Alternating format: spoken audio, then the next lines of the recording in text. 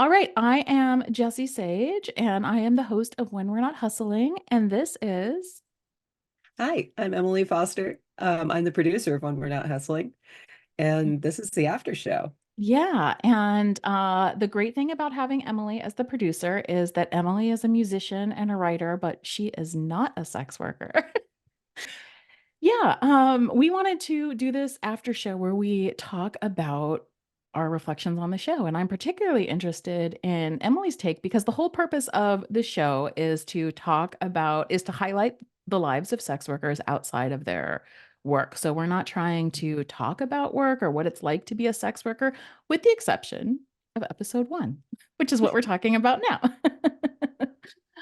No, it was an incredible episode. It really was. The we were just coming up with the concepts and the sort of ethos of the show together, and Hmm. we were so excited about it. And we'd been challenged by one Trip of your Richards. friends, Yeah. Well, and by more than that. Yeah. By more right, than we just him. But yeah. yeah, we had been challenged a couple of times with like, oh, well, what about this? And are you doing this? And then Trip, who I'm just so fangirling over still. Um, I mean, it's hard not to.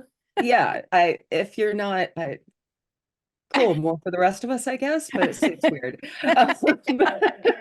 Like, but he came in and was like, what are you talking about? What is me without this? Yeah. And it was such an exciting way to start the show, to start it Yeah. all off with like, can we even do this? Is this even okay? Like, Is it a good idea or is it a really bad idea? What are we asking yeah, people to do? And I think there's an ethical question in there too, because what Trip was challenging us to think about is, are we asking people to come on the show and bracket one of the most like integral parts of their identity and pretend that it right. doesn't exist for the purpose of a show topic? And that could be problematic if we didn't do it well. Absolutely. And I think that two huge takeaways for me. One was that he was willing to, not just willing, but excited about it because Mm-hmm, it was mm-hmm. you. And Oh, I was like, yeah, we're in the right place. Like, you're like, this is a question that should only be asked by some people, right, like, right. I think uh, it was interesting too because Trip and I have been in the industry for about the same amount of time, which is about 10 years. And right, for people who followed me, I hosted different podcast for a long time with my partner PJ, and I could not have done this show when PJ and I started Peep Show because I was right, still like learning about the industry and still trying to figure out what it was all about. And I feel like that show that we did was kind of over the 100 episodes, a um, look at both of us, but also some of our guests, like come up in the industry and like learn about it and find right. ourselves through it. And this is a very different thing. Some of our guests may be doing that, but I've kind of been around for a while. And so that's what both of us were saying. And I think that's why he was a good person to have as the first episode, too, because he's like, this is my life now. Yeah, How do I talk about my life without all of the various ways in which sex work impacted me? definitely. Um, and my second big takeaway and a beautiful dichotomy too is that even though he came on as the purpose of him coming on was to challenge us, was to be Mhm, like, mhm. what's even going on here?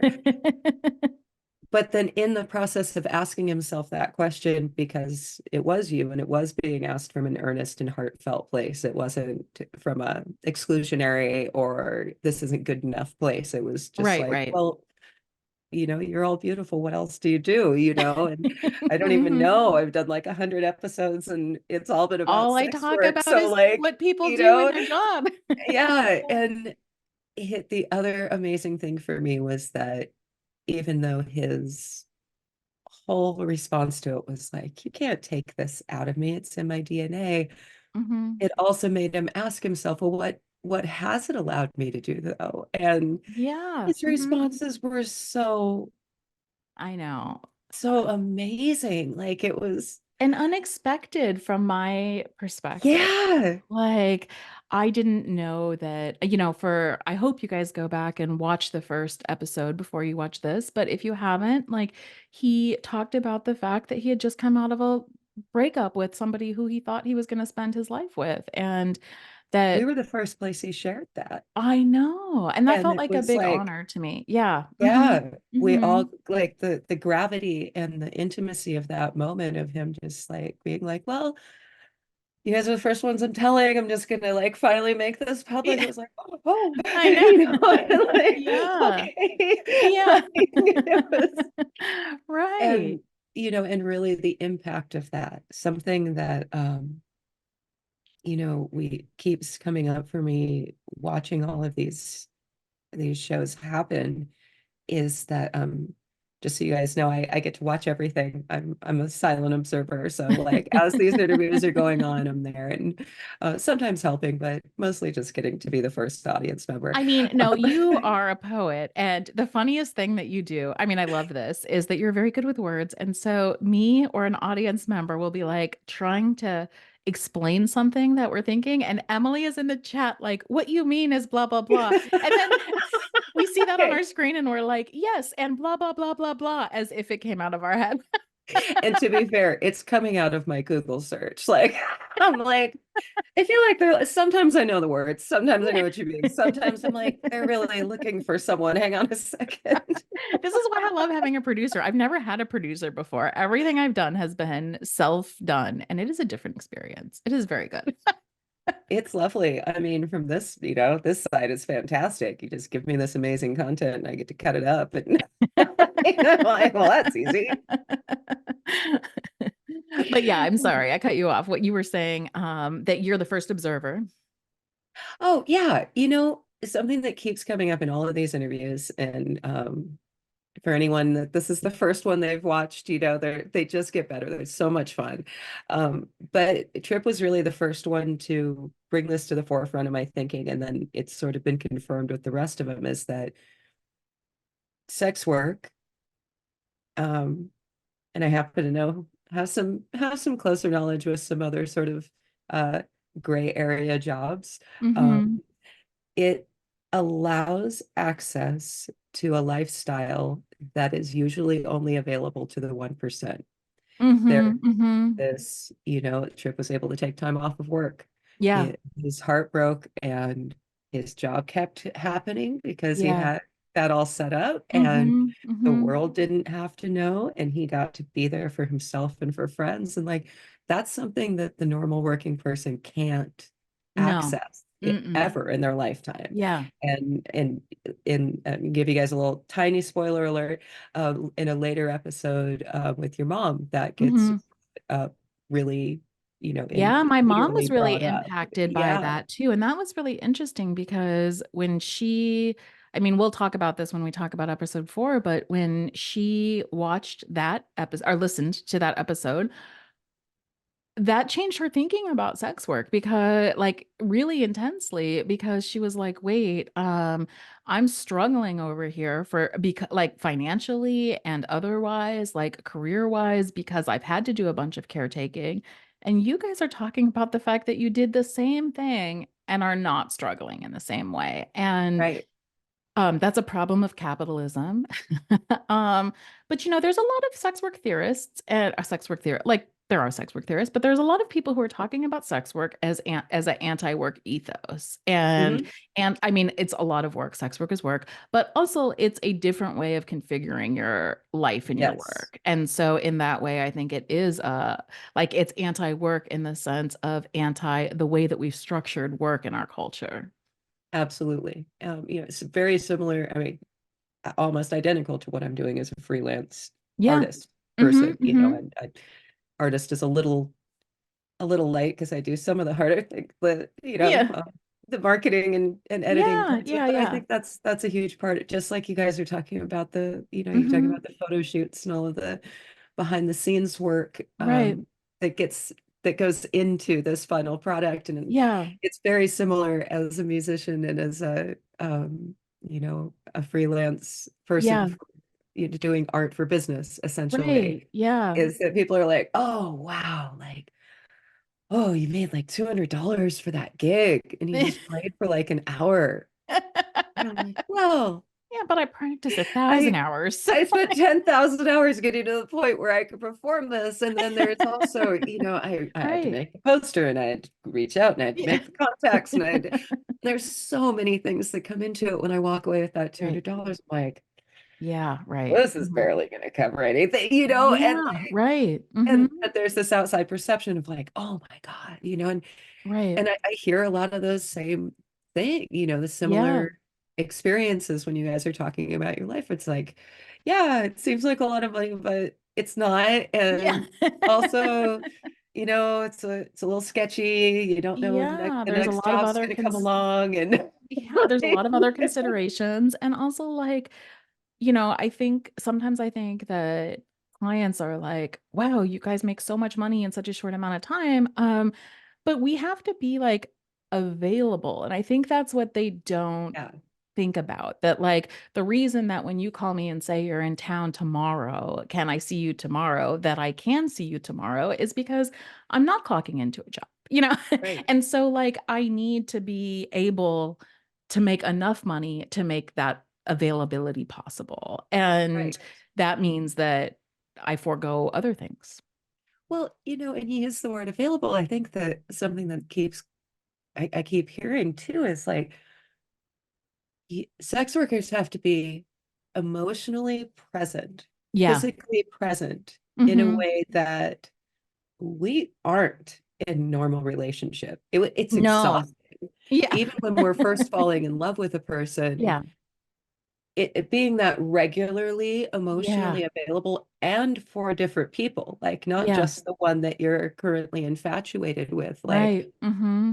that is a huge, huge amount of presence. And as a person who performs, Yeah. there's a similarity there where it's like, I don't get to have an itchy nose in the middle of a song. Yeah. You don't get to scroll your phone while he's touching No. your back. Like it's Yeah. just with our more regular partners in our more regular lives, if I'm just playing guitar with my husband, I can Yeah. scratch my nose, Yeah. like if you're just Oh, cuddling with your partner, like you can scroll through yeah. I whatever, can play my it's dumb like, hex game. Like, yeah, it's yeah.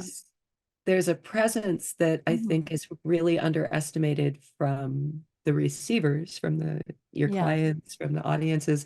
And that's okay. That's the nature of the job. We want Right. them to I noticed forget that that. with my therapist. Like, Like a therapy, right. therapy is probably the only Sure. the way that Yeah. I can connect with that because she has to sit there and look at me talk about my life, very engaged for an hour, Right. and then she has to turn on and do that with another person who has a totally different life. Right. And And be fully present and hear what you're saying and be able to yeah. respond and add it to what you said the last time. It's like Yeah, and remember that stuff yeah. because sometimes she'll tell me things that I don't remember that I said, Right. and that's to me that's very similar. Like this weekend, I mean what you're saying like just as an example of like what this looks like this weekend, I went from one client who likes to be like intensely just he wants every session to look like it's the first time we hooked up and very exciting, so we do that and it's fun. Right.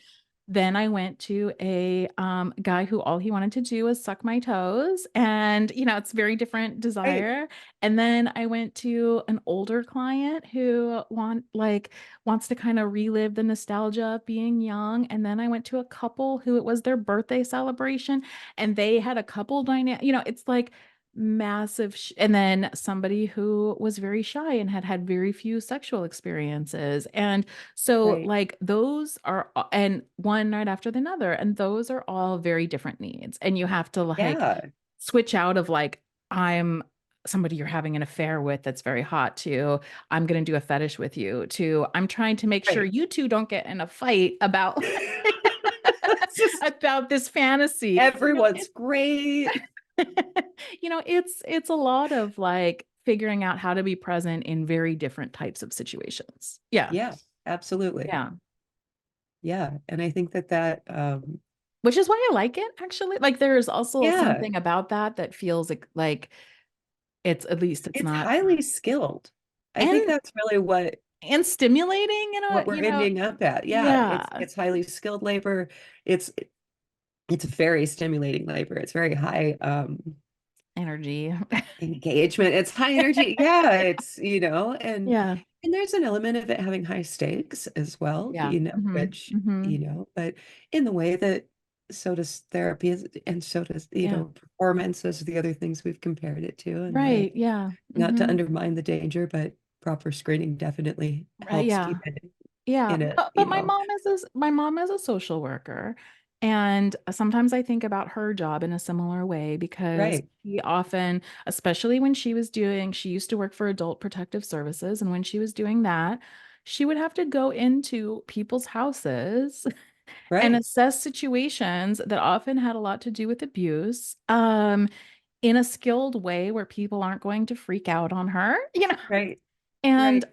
that sometimes I would think, wow, mom, that's like scarier to me than my job because Yeah. family dynamics are Because I've intense. looked for people with violence. You are literally going in to assess the violence. And Right. Mm-hmm. like, Mm-hmm. yeah, absolutely. I And make mean, sure it doesn't get turned on you. So finesse the situation, and I think yeah, yeah, there's a lot of work that is like sex work in that way. But I think that yeah, what you're bringing up is important too, which is that, and this is why Trip came on the show to say like that is not like I've heard it said, and I like this, that like, okay, a blowjob is a real job, but is it a job like selling shoes? Probably not.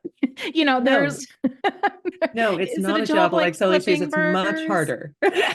It's much, much harder. It's a different kind of job, and I Yeah, think that that's what Tripp was trying to say. Okay, so if you're navigating all of these dynamics, it does change who you are. absolutely. Yeah. Yeah. Yeah. Um, yeah, I think and that's a good place to wrap this one I up. think That's really it is. good. Yeah, Yeah, yeah. So thank you for watching our show. And I hope that if you didn't get a chance to listen to episode 1 with Trip Richards, that you go and do that immediately. it's pretty great. I highly recommend it.